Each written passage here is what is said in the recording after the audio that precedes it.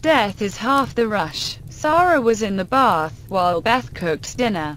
Rowland stood at the window looking out at the yard. Quote, "Sweetheart," he said. Quote, "You better have a look at this." Quote, Beth peeked out the window. She was alarmed, but not worried by what she saw. The family dog usually drooled, but never paced like that. The dog was growling, stopping momentarily to look at them. Quote, "Maybe you should take her to the vet for a checkup," Beth said. Quote, "Could be a good idea," he agreed. After dinner, they watched television for an hour, as some families do. Then Jack put Sara to bed. He read her a story. Quote, "I'm a big girl now," she told her father, trying to read the book herself. Quote, "I'm 6 and know all these words. Mummy says that when I turn 7, I'll be a little old lady, 'cause sometimes I act like one. I'm not old." "No, not yet," Jack said, chuckling and tickling her. Quote, "You'll have to wait until you turn 8. Quote, he kissed her on the forehead and her nightlight started to flicker. Quote, "I'll change the bulb tomorrow," he promised.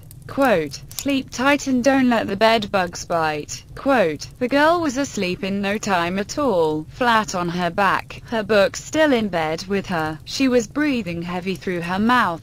Jack checked on her and she spoke quietly in her sleep. She said, "I'm going to get you for this." Quote, "Kids dream some silly things," he thought. He would love to know what she was dreaming, but more than likely it would be like watching a rat in a wheel. He took the book from her and placed it with her others. The night light flickered again as she rolled onto her side and he pulled the blankets up, covering her shoulder. Beth was in bed before him, as usual, reading one of her trashy paperback romance novels. Jack had already read it, because like a good husband, he enjoyed keeping up to date with his wife. The bedside lamp flickered momentarily, but she thought nothing of it. Jack was in the laundry, looking out the window. The dog was still pacing and growling. She had been doing that for hours. He invited her in, speaking to her softly. She whimpered and scratched at the door lightly to get back out. He gave her a dog treat and left her in the dark. In the bedroom he got changed and climbed into bed beside his wife.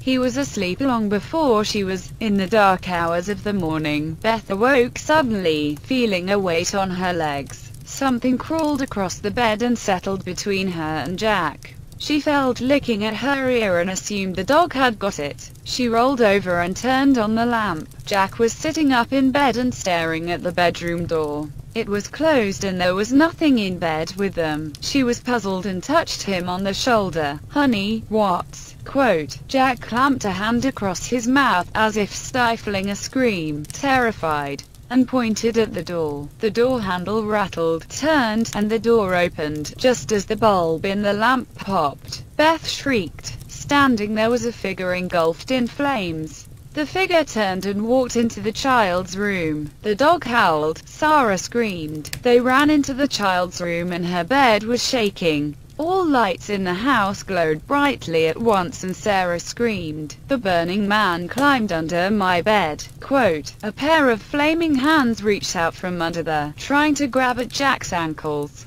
The walls groaned. Beth cried, "It's so hot in here. We have to get out." Quote, Jack plucked to his daughter from the bed and the family raced toward the front door. On the back of the door was a message written in blood. "Death is half the rush." For the next hour the unexplained activity continued. The family were defenseless. Doorknobs glowed red hot. Messages appeared, then disappeared, and the apparition of someone in flames kept attacking Jack, grabbing his ankles, as if they were pleading for help. Beth had tried to release the dog from the laundry, but it was impossible. The dog yelped and barked at something in there with her. Then the door started banging loudly, as if someone was throwing the dog against it. Then, the activity ceased, as if it had never happened at all. 2 lights in the house still worked and the phones had become active. No one was injured. Jack let the dog in from the laundry and she was her regular self. What he didn't notice was the fading handprint on the window. The police were called. but they assumed the Rowlands had been subjected to an attempted break-in. The family never got back to sleep that night. When the sun came up, a neighbor knocked on their door. He handed a newspaper to Jack. "Bit of trouble here last night?" the neighbor asked. Quote, "Heard some yellin'. Saw the cops turn up. Everyone okay?" "Yeah," Jack said. Quote, "Just an attempted break-in, I guess. Kids are getting dangerous," the neighbor said. "Page 2 might interest you." Quote, Jack turned to page 2 and started reading. There had been a horrific single-car accident the day before. The driver had managed to survive and walk away from the wreck, but the passenger had been trapped, then burned alive. Jack bit his fist in shock. The passenger had been his little brother.